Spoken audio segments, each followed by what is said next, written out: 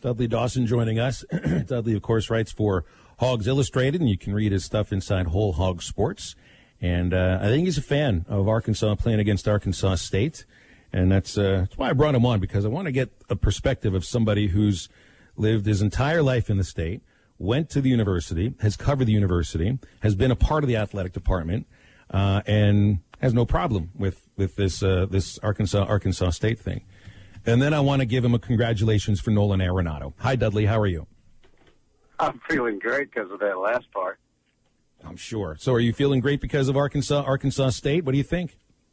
Oh, I've always been for it.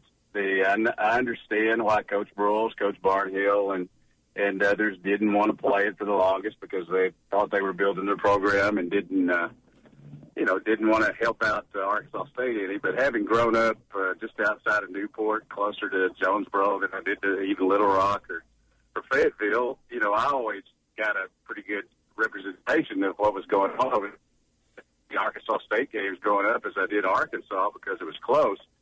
And I've always been one of these guys that's never been afraid to play anybody at any time or anywhere. So, I just don't see why. Just don't see enough good reasons not to have it. You use the word fear there, and I think that's a proper term, and I don't understand the idea of fear being behind that there's only something to lose. If you lose the game to Arkansas State, you're not losing recruits to Arkansas State because of that. Like, there's a different level of athlete that plays in the SEC than plays in the Sun Belt. I think any athletic director in both leagues would acknowledge that, even publicly. I don't see how this hurts Arkansas at all in recruiting. And, in fact, I think it could help. What do you think? Yeah, I agree the same way. And I also think it's going to help Arkansas State in recruiting, as strange as that sounds, because they have not really signed a ton of Arkansas players. They've used Memphis and a lot of other areas to help them out in their success. And let's be honest, I think there have been times in this last decade when or the previous decade, I guess now we're in 21, that Arkansas State probably would have beaten Arkansas. But I just don't see it being, as you said, a fearful situation. You play Alabama, you'll play Texas next year, you play all these teams. The only way that hurts you is if you lose to Arkansas State and start losing to everybody else. It's also kind of like a tacit acknowledgement that their program, the Red Wolves program, is at a level where it makes sense to play Arkansas. It might not have when they were Division I AA or trying to assert themselves as an FBS program. But really, man, as far as the group of 5 schools go, I think Arkansas is in the upper third. The Sun Belt's a good league. This is a good game. But to me, it's not Arkansas really elevating Arkansas State to any certain level, because that football program in Jonesboro's already elevated themselves.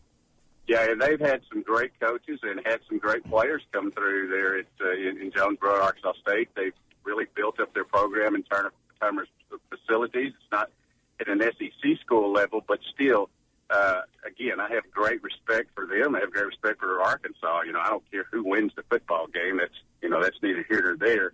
But I think it's a great idea for the fans of the state. And when I say fans of the state, I'm not saying just Arkansas fans. There are fans all over the state who have other teams, be it Henderson, Harding, Washita, who also root for Arkansas. We would love to see those teams play. And I just don't have, as a sports writer, I especially don't have any problems with it, because it's a new narrative and something I get to write about.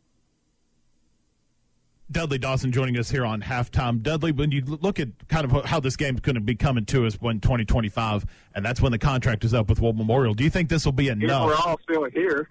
Yeah, who knows at that point? But there's an asteroid on the way now. Maybe when it's all said and done, once post 2025 happens, you have the game happen and everything.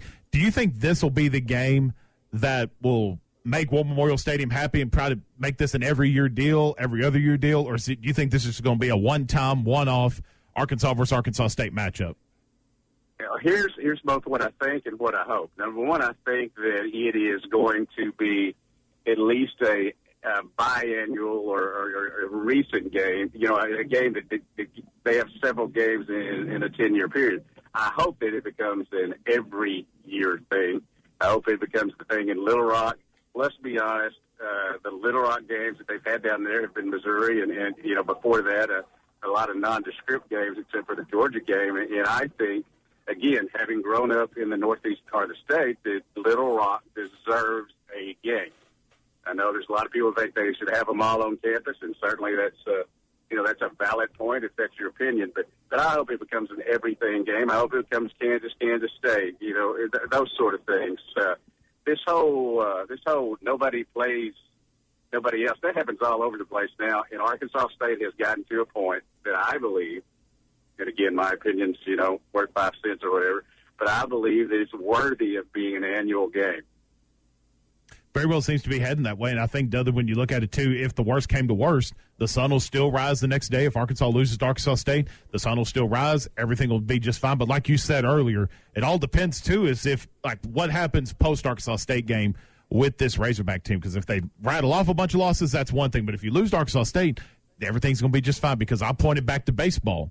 As soon as they played UALR, like we mentioned earlier, they lost 17-7 the first time they did it. So, and the sun still rose, and the Arkansas Razorbacks went on to the College World Series. I get there's a difference between baseball and football with the narratives. I get that 100%. But everything's going to be just fine if worst came to worst and Arkansas State beats Arkansas. Yeah, I just don't think the world's going to quit spinning if it happens. And if it does happen, you need to congratulate Arkansas State and their fans, and then you need to get back to doing what it takes for you to be better than Arkansas State, which is the big deal here in this equation.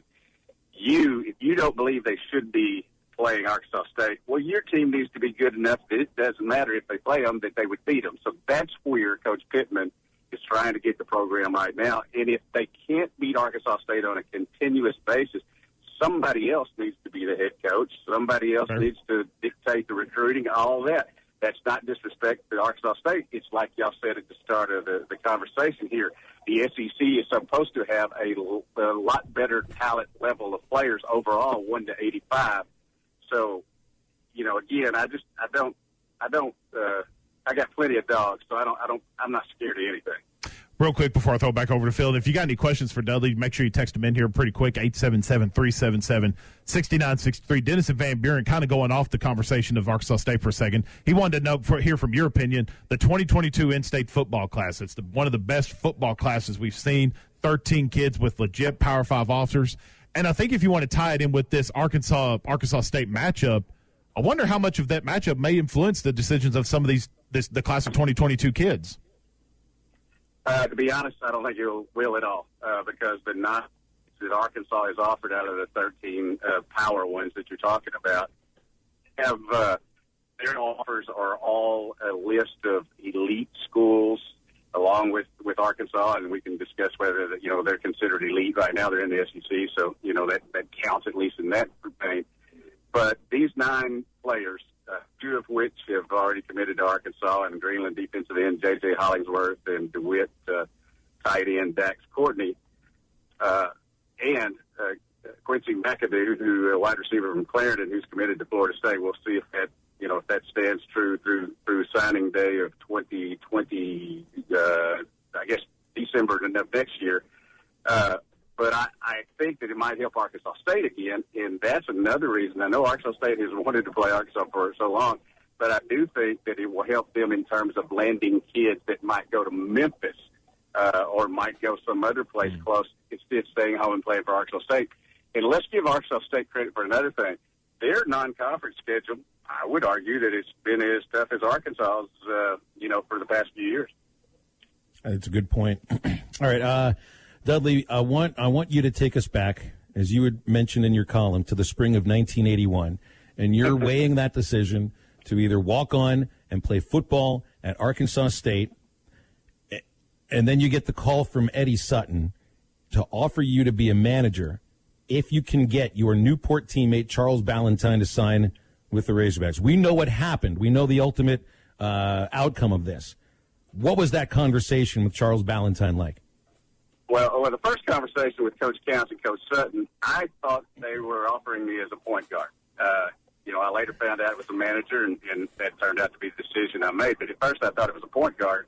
I had just broken Newport's school record for assists, but that's because I had an NBA player, an NFL player, and another college player on the front line, so I just did what I was told and got the ball to them.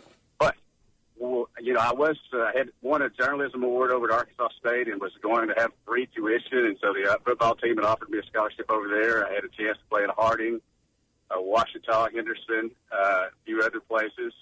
But when Coach Sutton and Coach Counts called, a couple of things come to mind. Number one, 5'9" cornerbacks in the NFL. They're not that often. Same way with point guards. And when they said that if I could get Charles to come up there, Keith Lee had been their first choice.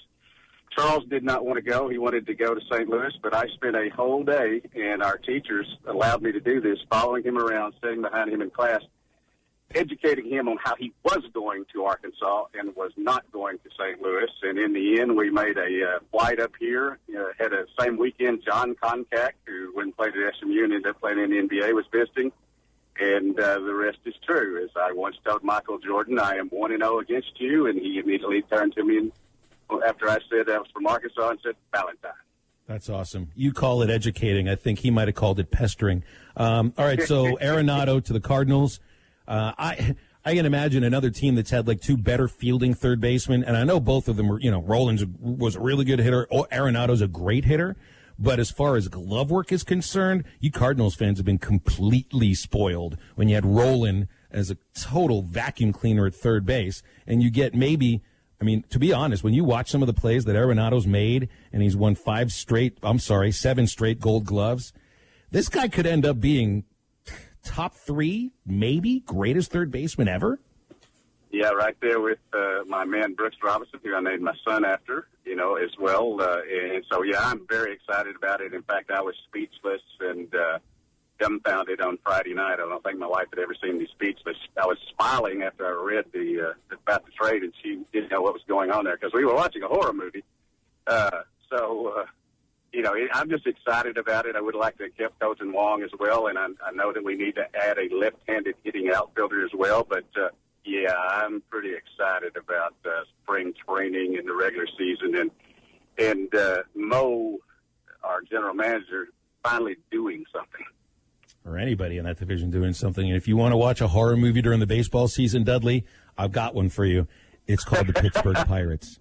It's been watching them for a couple of years now. That's exactly right. Dudley, y'all are helping out the rest of the league, though. They're going to lose 130 games next year, and that's my hope. I hope they do it. I'm rooting for it. So go Cards. And we appreciate you hopping on. Mark it down. He said go Card. Mark it down. It's really no problem. Thanks, guys. You know how I am about the Pirates. I love them. I love the Pirates.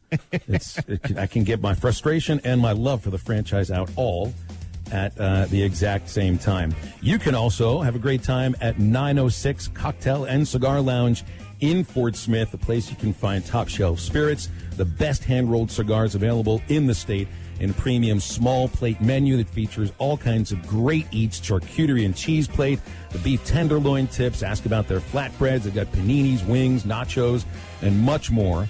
Plus, you're not going to smell like a cigar when you walk out of 906 Lounge because they've got a state-of-the-art air replacement system that replaces the air in the lounge every 4 minutes. That's 906 Cocktail and Cigar Lounge at 906 Garrison Avenue in Fort Smith. You can find them at 906lounge.com. Open until 11 o'clock tonight and through the weekend. And we'll wrap the show up with halftime homework here on Halftime.